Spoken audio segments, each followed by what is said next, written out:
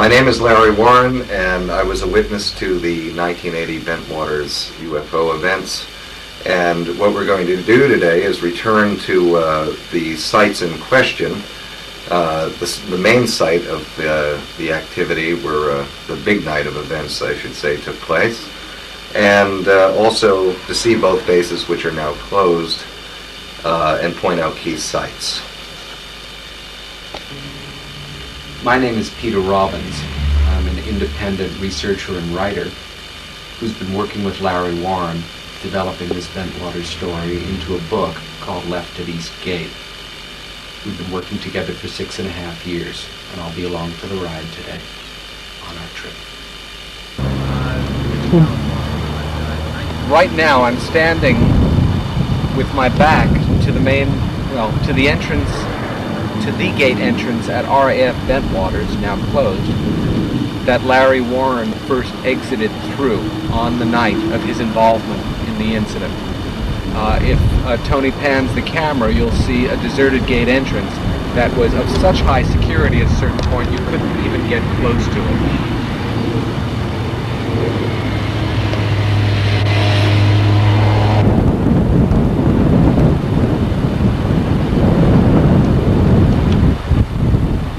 We're at the far end of RAF Woodbridge's field, and as you can see, the air base is closed down like Bentwaters too.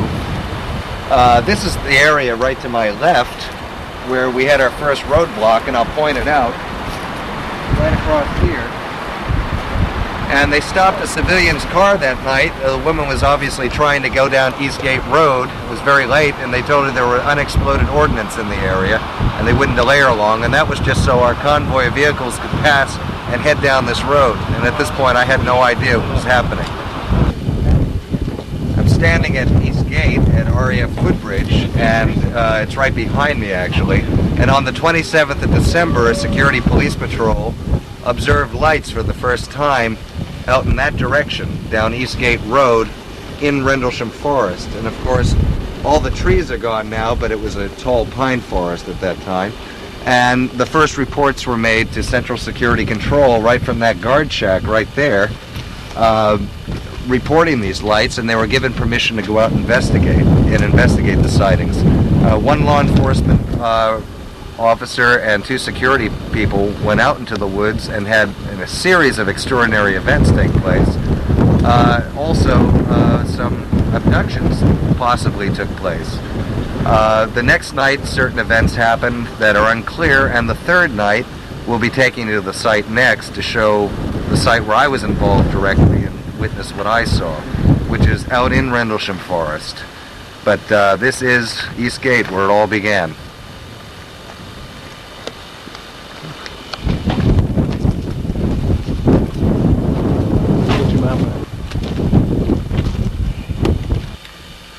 Okay, well, I wrote this a few days ago. I try to leave little markers for anyone who cares in the future.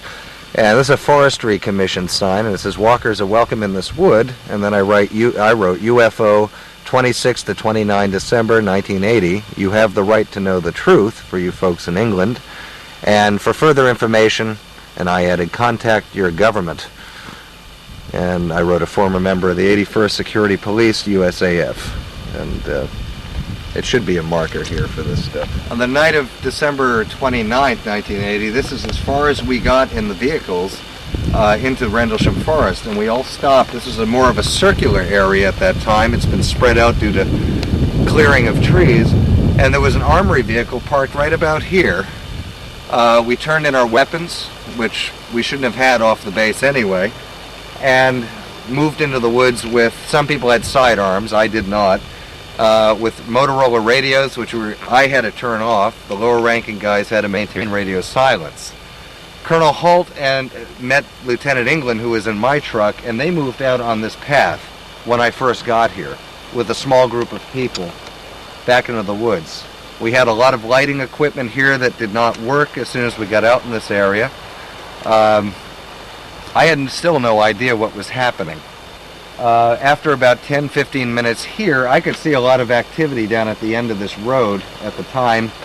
Lights, flashlights moving, flashlights in the woods, a lot of radio transmissions. We gathered into a 5-man group. I was with Sergeant Adrian Bustinza. A captain from the base arrived. He was with us, and we broke up into small units and moved out through the woods. I then went down this path. It's impassable now because of the new trees, but we got down this path and turned right and continued that way through dense forest with trees much like this right here. They're all gone now. To give you an idea that there was a lot of spread between them. As we walked, I started to see flares off to my left at about 100 yards or so in the woods with red surveyor's tape surrounding it. And we heard on the radios, the one senior guy in our group who had the radio running, we want you guys to avoid those hot spots. We don't want you walking all over them. And that obviously meant radiation areas where this other object had been seen moving through the woods that same night. No idea what was going on. Thought we were fighting a forest fire or assisting in that. We continued on through the woods. There were British personnel here. There were bobbies from the town of Woodbridge present. They went up that way. There was a British police car that went down that way, and you can hear it on the actual halt tape, it pulling up. And they were witnesses to this event that you're going to see also. It was scary. It's scary out here at night, no matter what. But and not knowing why you're out here, but obviously something very serious is going on.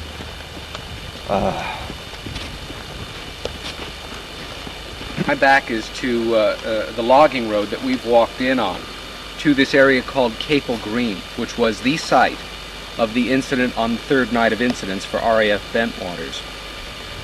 You folks that are with us right now are the first English UFO researchers who have ever been walked into this area by an eyewitness who was involved in that night.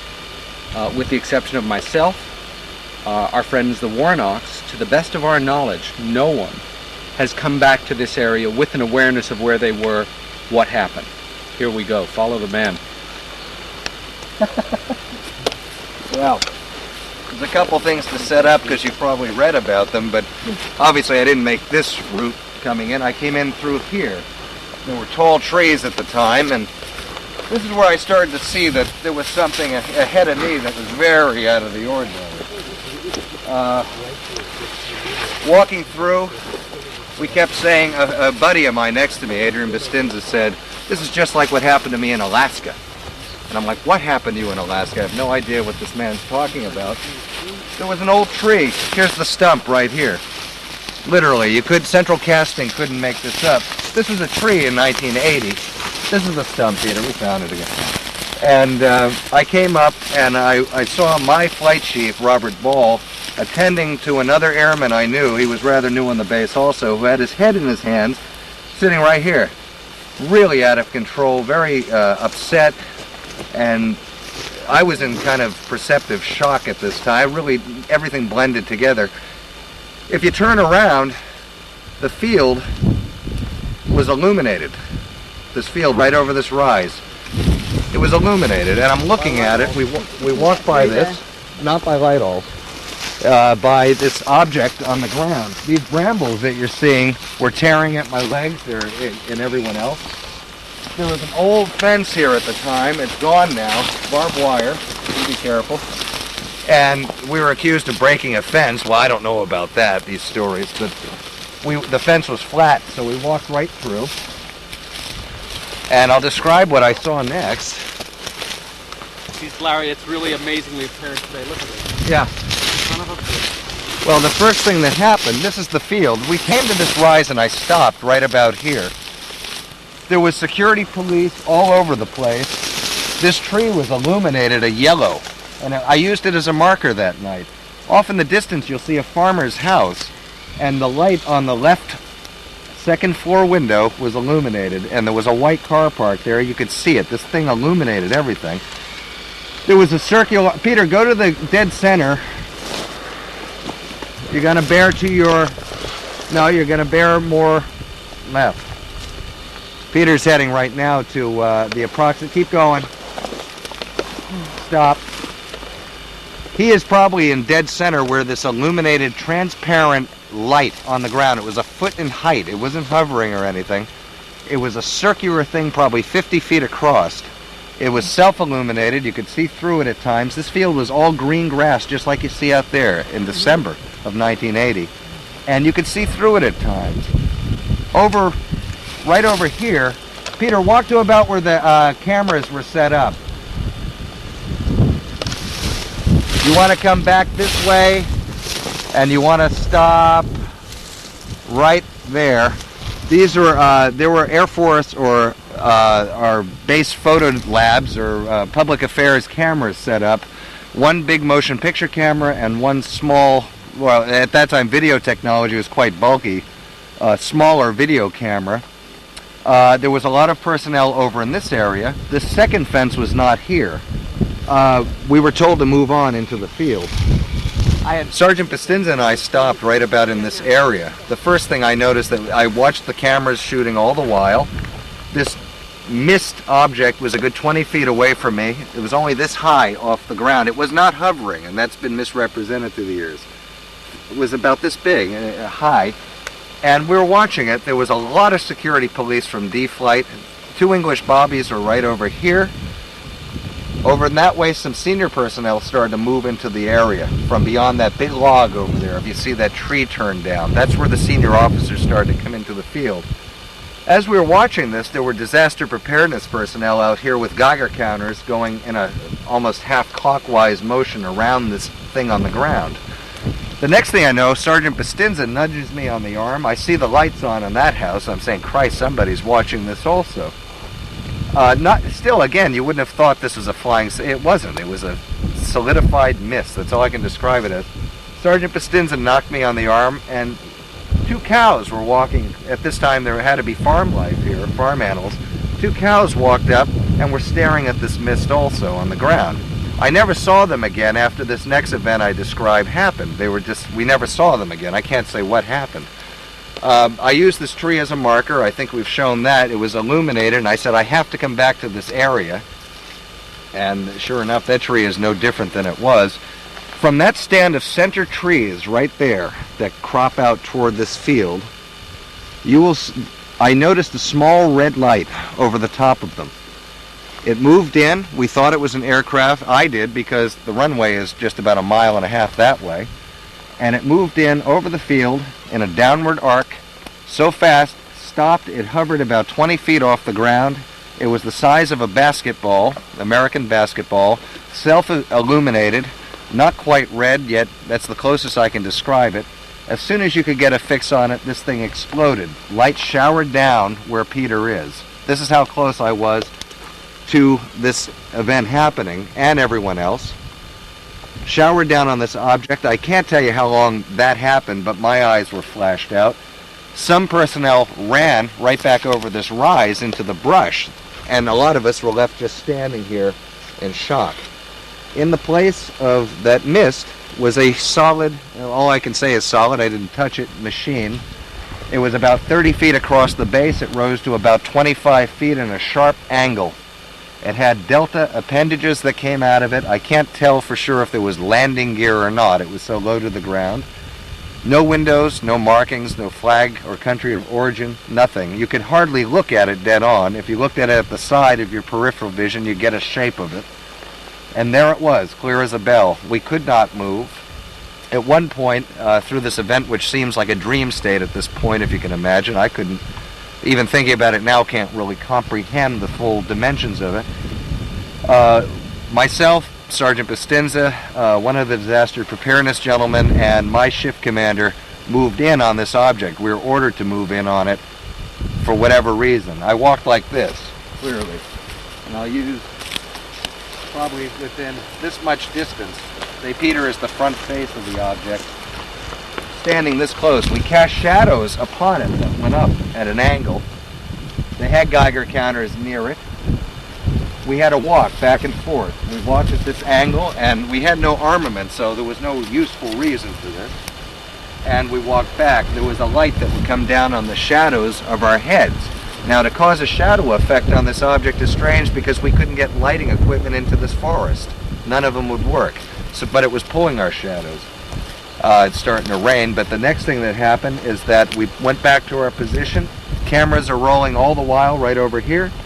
We went to a covered wagon, which is the whole object was surrounded by security police at intervals of about 10 feet between a man all the way around it. There was a lot of personnel out here. This light moved out from the side over here. I'll show you. And it moved like this. And it came around. It was one piece of light this wide. It was about this high off the ground. The light split into three individual, not round things, but almost cylinders of light, and then started to dim. Within the light, you could see clearly what looked like eyes, facial features, bright clothing, and some other device or something, but the legs and the lower extremities you really couldn't make out. It was almost translucent, a bluish gold light. This thing stood here, it floated here, it moved toward the front. There was a lot of activity, cameras flashing all the while. Our wing commander, Gordon Williams, came in from that area with senior officers. He walked like this. I recognized him. He was 6'7" or so, very tall man. Walked up, conversed with other people in his group. Also Donald Moreland, who was the squadron leader at the time, was present. Walked further up within this much distance to walk toward me, Peter, and I'll show you the proximity. You want to stop now. To these three beings, or whatever you wish to call it. What gave reality to the event is that the center one adjusted its head to his height. That said to me that these things were in fact alive. There was no sign language, contrary to good editing on our American home box office from a BBC interview. There was no handshakes, and there was no exchange of Milky Way candy bars. What happened next was basically just a face-off. If there was any communication, it was telepathy. Who can say? I don't know. I've never said those things. Funny enough, Gordon Williams looked. There was a sound in the woods that sounded like a tree breaking. I don't know what it was. These things retracted under a delta type of thing. Their arms, which you could see arms, moved up tight. And then after a standoff for a minute, it was very tense, they moved back closer. You can come in more here. And I'm standing right there watching. I was about 25 feet away from all this activity. He was looking down. These things, mind you, were about this big physically. Off the ground still. There was no standing, no three-dimensional shape to them.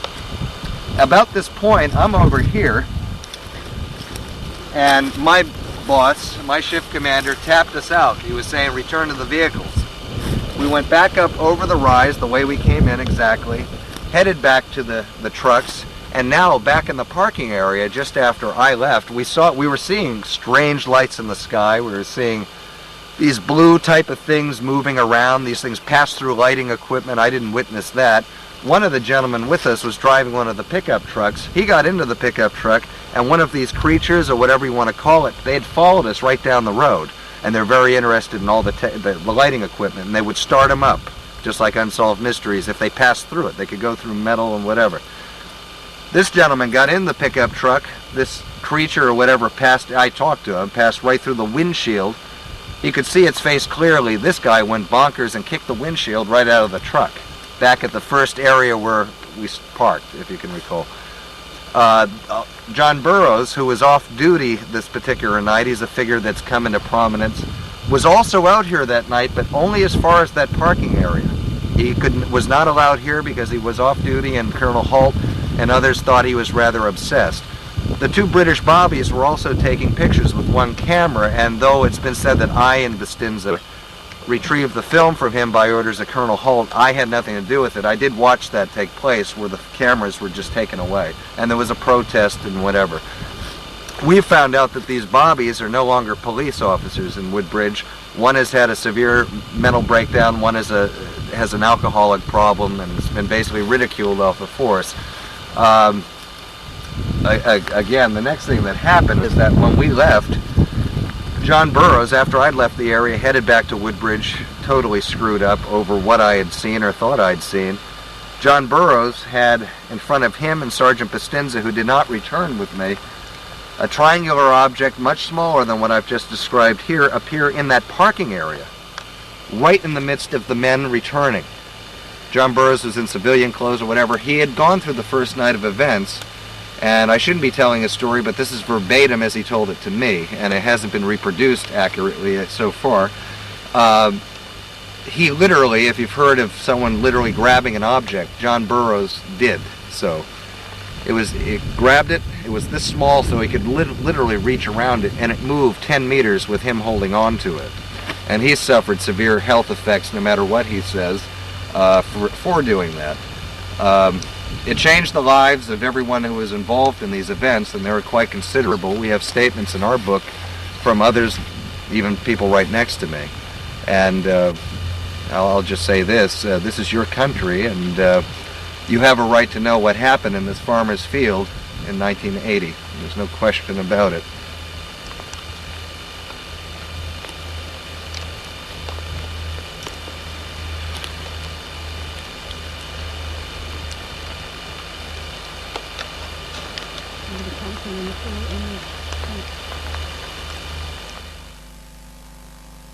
At that moment that I'm seeing now. It's a thrill, really, because it's like a release of energy. You can just say, hey, all right. for better, for worse, and there is enough evidence to back it up other than just my mouth flapping. Well, that And was it's good. also It's part good. of the thing. I mean, It's only 14 years ago, really. Roswell's 1,000.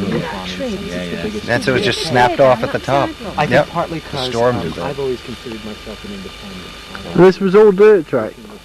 This was well, this may have been grass, but at that time, I'm sure it was still grass. But where we were was just dirt. They've thrown stone in since the damage, and they have heavy equipment coming down. And this is where all the vehicles came down that night. Well, no, the vehicles that I was in stopped at that first clearing. They Oh, filmed right. the staff cars for Gordon Williams. They were at a New Year's Eve party on the base, which they had before New Year's because of different schedules.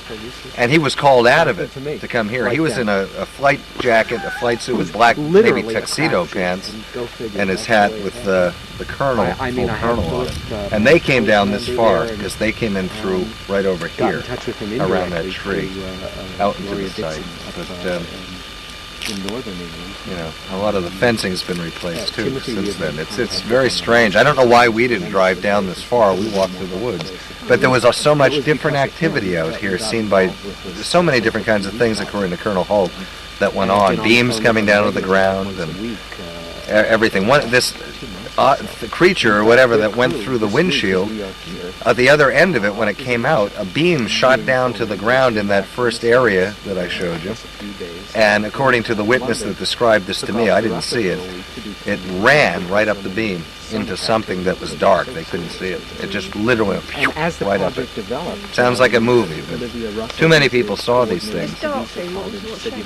I don't know. They described it, and it was, no, just dull little lights on it. Yeah.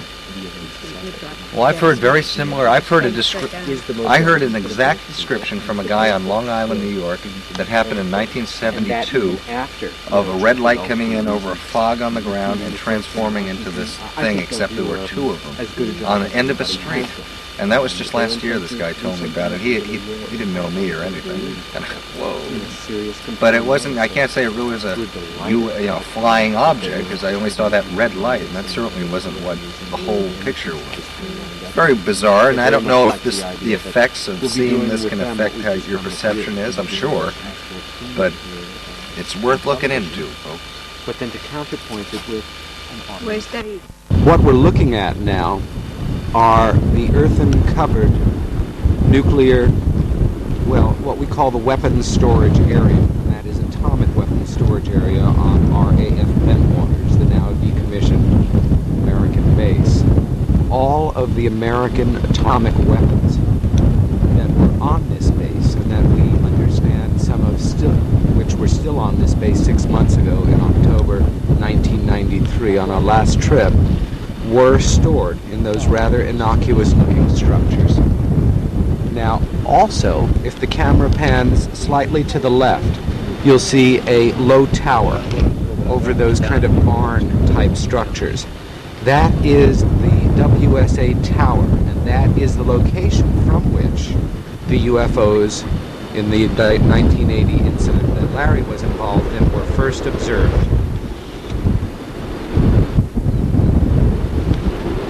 all deserted now. Were you shooting this when the base was open, they would be here already because you would have set off the sensors in the fence.